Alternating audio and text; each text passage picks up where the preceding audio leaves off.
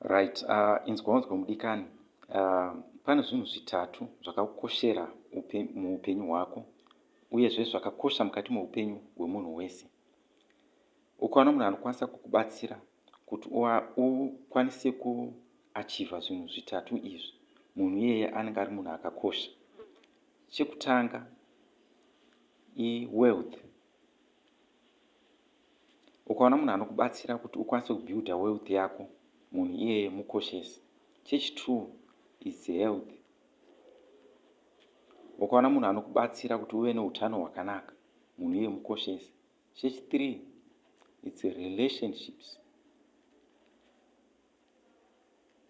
Right, good relationships. Right, these are 3 basic human needs. 3 basic human needs. Right, saka ukaona munhu anokuratidza mukoto unoitisa mari, munhu iyeye mutende. Pahealth apo, ukaona munhu anokudzidzisa yatinoti preventive health,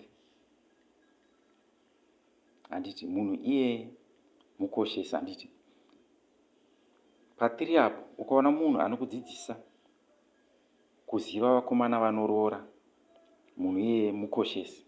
Saka ndo zvinhu zvitatu zvokuti ukaziva muupenyu hwako, you will live a better life.